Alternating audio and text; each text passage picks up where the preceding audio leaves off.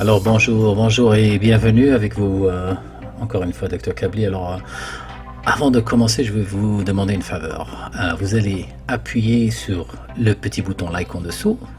Ça ne vous coûte qu'un petit clic, mais ça va aider énormément la chaîne donc à apparaître et donc les patients à trouver ce genre d'informations.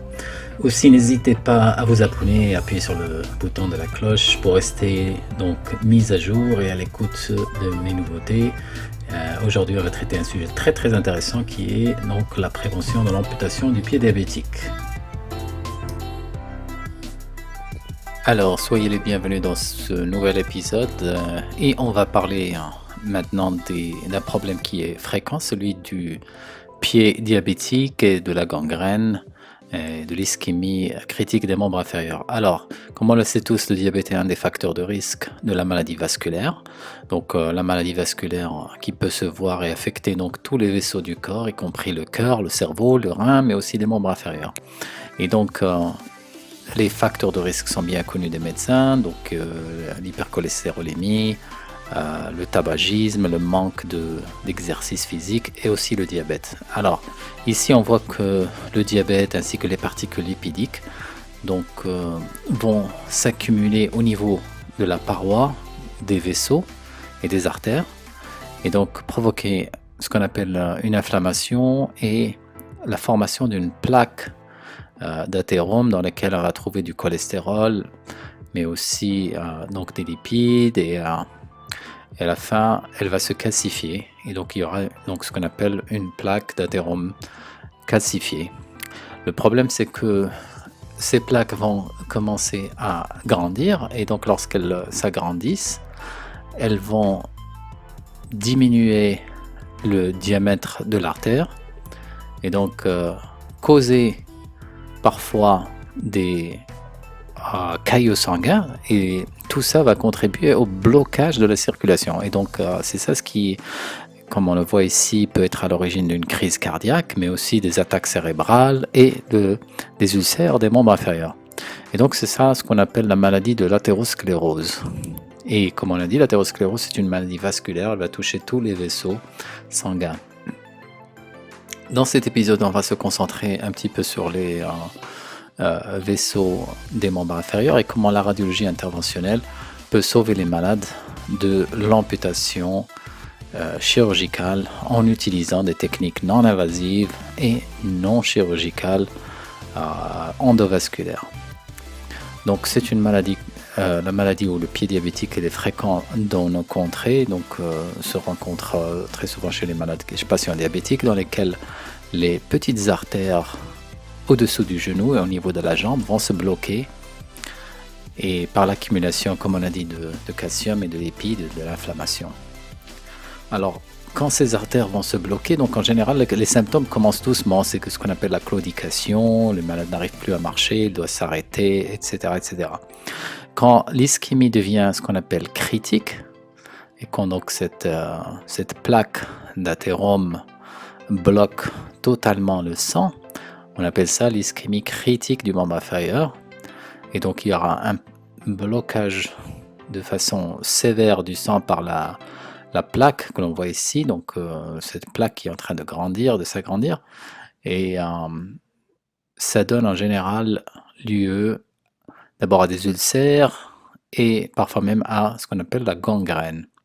Lorsque la plaque va se rompre, donc le corps va déposer des plaquettes, comme on voit ici, donc ces plaquettes elles vont arrêter l'hémorragie, mais en même temps elles risquent à la longue donc de se calcifier et donc ça va bloquer encore plus les artères par la plaque calcifiée d'athérome et donc là on va avoir un problème de gangrène du membre inférieur, un problème d'ulcération, un problème d'infection, d'autant plus que les malades sont diabétiques et sont immunodéprimés, donc sont plus susceptibles aux infections bactériennes.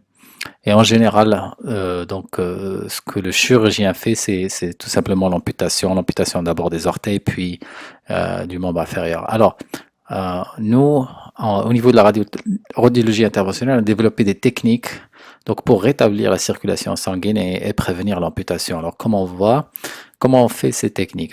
Ce sont des petites techniques qui sont minimalement invasives, non chirurgicales et se font sous anesthésie locale, donc il n'y a pas besoin d'opérer le malade. Et on va utiliser les techniques donc, de cathétérisme. Donc on va essayer de débloquer les artères. Donc ici on voit donc une artère qui a été bloquée, qui va donner un ulcère au niveau du pied. Tout simplement, il faut rétablir la circulation pour débloquer, donc pour guérir l'ulcère. L'ulcère ne guérit jamais sans le sang. Donc on fait soit une ponction intégrale, soit une ponction à partir de l'autre côté. Et on va cathétériser, on va essayer de passer à travers donc le blocage, à travers la plaque d'athérome, par des guides et des cathéters spéciaux.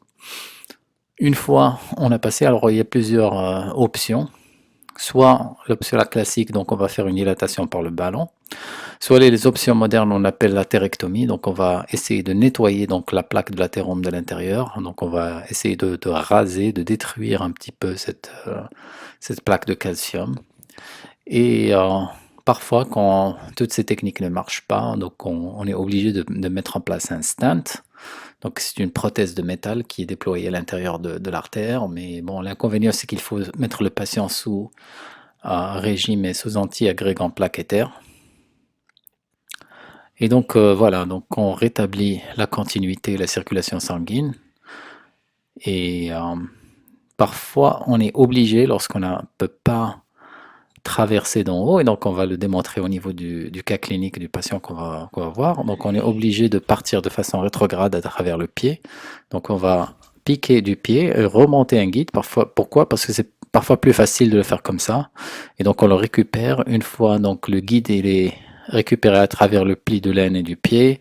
Donc ça nous donne une bonne tension pour travailler sur donc ce blocage artériel et pour le déboucher. Donc ici, donc je vous montre un cas réel d'un patient qu'on a traité de la cinquantaine qui avait donc une maladie vasculaire avec un blocage des deux artères de la jambe qui ont occasionné cet ulcère sévère de la jambe. Il a été déjà donc amputé de quelques orteils par le chirurgien. Donc ici, il était trop malade même pour l'amputer. Ils nous l'ont donc adressé pour traitement. Donc on a fait une ponction intégrale donc de l'artère de la cuisse. Et ici au niveau de la jambe, vous voyez donc le patient il a seulement une artère qui est ouverte. Normalement, on a 3 artères au niveau de la jambe. Donc 2 de ces artères étaient totalement bouchées et bloquées. Donc on va commencer par l'artère du milieu qui est l'artère péronnière. Et là, on entre avec un petit cathéter, on fait l'artériographie qui nous montre que l'artère elle est un petit peu calcifiée, athéromateuse, elle n'est pas très bon état, mais bon, on est arrivé quand même avec beaucoup d'efforts et une progression qui était très très lente à passer donc ces plaques de calcium. Ici, on a pu l'ouvrir jusqu'au niveau du milieu de la jambe et on voit donc qu'il y a plus de sang qui arrive au niveau du lit de l'ulcère. Et donc, la progression était très très laborieuse et on a pu donc arriver jusqu'au niveau de la cheville et là, on a décidé de faire une athérectomie. Alors, l'athérectomie, c'est tout simplement la destruction donc du calcium grâce à cet appareil donc que je vais montrer donc sur cette animation. Donc ici on voit donc les plaques de calcium. Donc c'est une vue à l'intérieur du vaisseau qui nous montre donc ces plaques qui rétrécissent la lumière du vaisseau. Donc on va essayer de les détruire sans détruire bien sûr l'artère. Donc vous voyez quand ces plaques elle diminue le passage du sang. Et donc voilà, donc le principe de cet appareil, c'est une rotation très très très rapide, jusqu'à 7000 tours par minute, et qui vont donc détruire et pulvériser le calcium. Et donc quand le calcium il est pulvérisé, les particules sont tellement petites qu'elles sont absorbées par les cellules, et donc elles ne vont pas bloquer la circulation. Et là, donc, la rotation se fait de façon très très rapide, mais elle n'endommage pas, donc, comme on voit ici, l'artère. On fait en général plusieurs passages, ce qui facilite donc le traitement ultérieur par le ballon, sans avoir à utiliser de grosses pressions. Après, donc le sang, il circule de façon normale au niveau de l'artère. Donc voici comment cet appareil d'atherectomie donc, apparaît donc, sur le malade en temps réel. Donc on fait un premier passage et normalement on arrive à écouter le bruit caractéristique de la plaque d'athérome qui est en train d'être détruite. Et donc dans ce patient on a fait, je pense, 2 ou 3 passages du genou jusqu'au niveau donc de la cheville.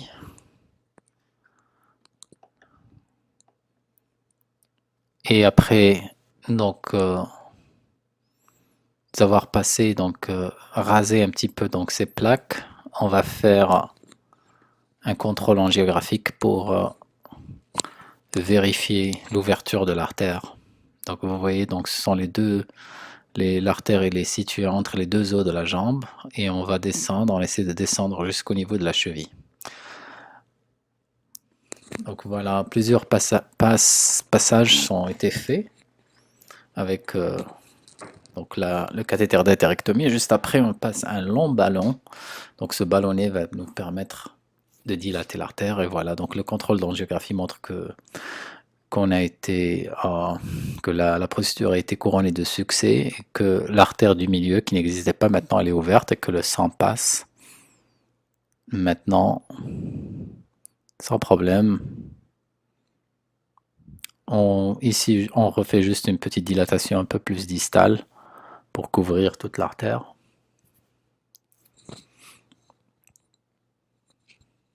Et le contrôle angiographique montre qu'on a pu obtenir une autre artère et on a pu l'ouvrir à nouveau.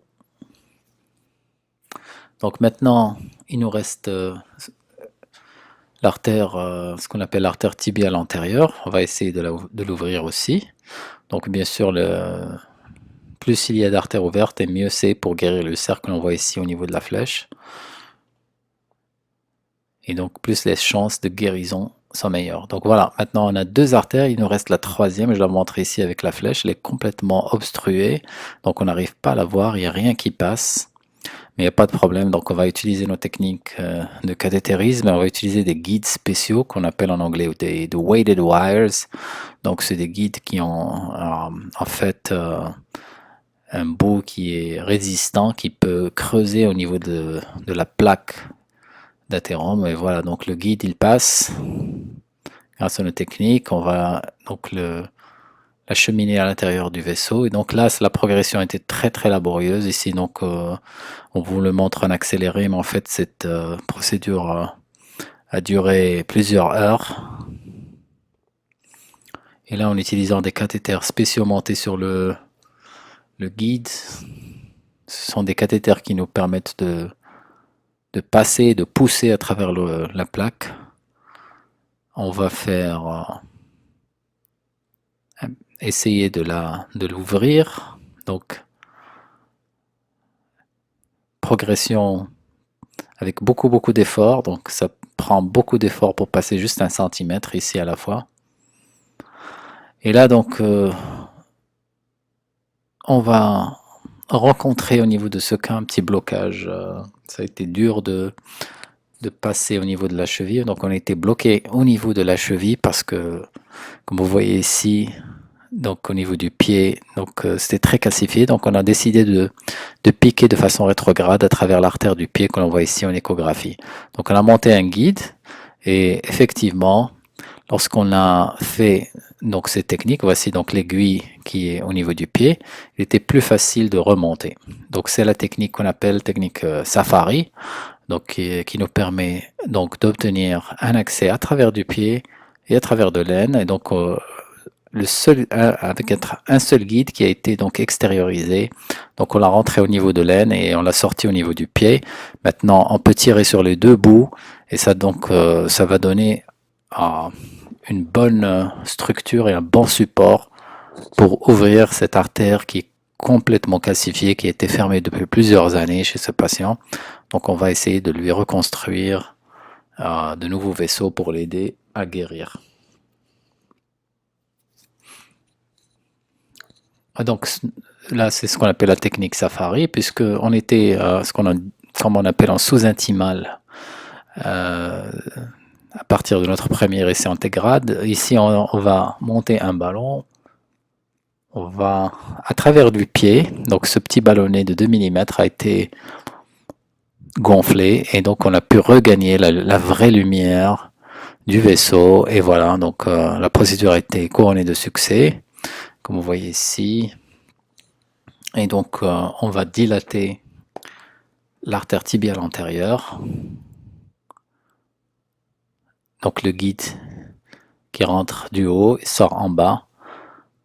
On obtient une bonne tension donc, qui nous permet de travailler, donc de dilater comme vous voyez, par un long ballon. Donc tout ça, ce qu'on voit en noir, c'est un ballon qui va s'ouvrir et donc qui va ouvrir toute l'artère. Donc une fois que le ballon est dégonflé, on va faire une artériographie pour vérifier que l'artère est bel et bien ouverte. Bien sûr, ici on donne beaucoup d'anticoagulants durant la procédure pour qu'il n'y ait pas pour que les vaisseaux restent ouverts. Et voilà, donc l'artériographie nous montre le rétablissement avec très très beau succès. Donc reconstruction de 3 vaisseaux comme vous voyez ici. L'artère tibiale antérieure, la péronéale, la tibiale postérieure. Tous ces vaisseaux étaient fermés. Et voici, il y a plus de sang maintenant qui vient au niveau du lit de l'ulcère, comme le montre la flèche.